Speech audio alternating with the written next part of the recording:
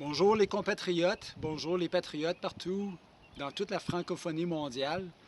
Bonjour aussi à mes compatriotes Premières Nations, First Nations, ici au Canada et au Québec. Un bon matin à vous. Belle matinée sur le bord du fleuve, les canards volent, c'est la saison des amours, les petits oiseaux se courent l'un et l'autre. Et puis nous sortons de ce confinement qui nous a permis de nous informer. Merci. Hein, on peut dire une petite gratitude malgré toutes nos souffrances, nos douleurs, les, euh, les incertitudes, les doutes, la colère qui a surgi. Il y a d'autres choses qui ont fait émergence. C'est la conscience, l'éveil mondial qui se fait. Et c'est la raison pourquoi j'ai décidé de faire cette petite vidéo-là aujourd'hui, c'est que dans le milieu informatique mondial présent sur Internet, il y a tellement d'informations, de désinformations et de mésinformations qui circulent, les fake news, hein? Ainsi que les fake news des médias de masse, que j'ai pensé peut-être faire une petite vidéo qui vous permettrait d'avoir un outil en main à l'intérieur de vous pour mieux avoir une compréhension interne des choses qu'on apprend. C'est une ancienne technique utilisée par Thomas Edison, qui était le concurrent de Nikola Tesla. Et puis, c'est une technique qui est facile. N'importe qui peut le faire. Parce qu'en fait, la vérité est toujours au fond de nous, puis il faut juste la faire laisser émerger. Donc, c'était une technique qui a été utilisée par Thomas Edison pour trouver des solutions à des problèmes qu'il avait en tête. Et c'est très facile, hein? Vous pouvez prendre n'importe quel objet. Je vais prendre mon couteau ici. Même la technique que je vous montre, c'est la technique que j'ai utilisée pour retrouver mon couteau que j'avais perdu en forêt. Alors, l'année dernière, en septembre ou octobre, j'avais perdu mon couteau en forêt.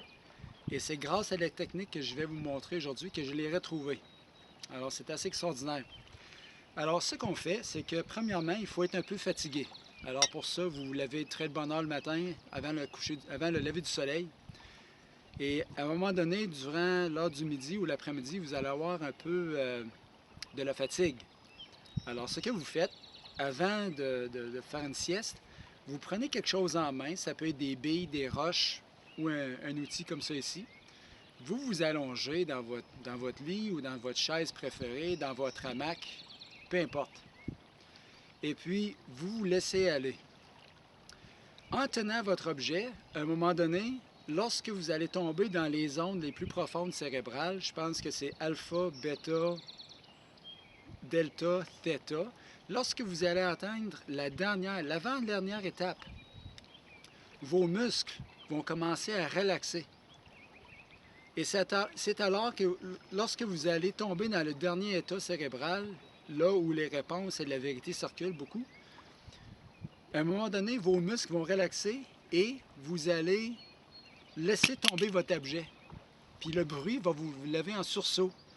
Et en vous levant, probablement que vous allez avoir la dernière image en tête de cet état-là. Surtout si vous avez une question en tête comme, je ne sais pas, vous venez de lire quelque chose sur Internet ou dans un article ou voir quelque chose à la télévision, et puis vous vous posez des questions. Quelle est la vérité derrière cette chose? Bien, en vous posant cette question-là, tout en ayant votre petit objet dans la main, en vous laissant endormir, votre objet tombe à terre. Et c'est en vous réveillant que parfois, souvent, on se réveille avec la réponse ou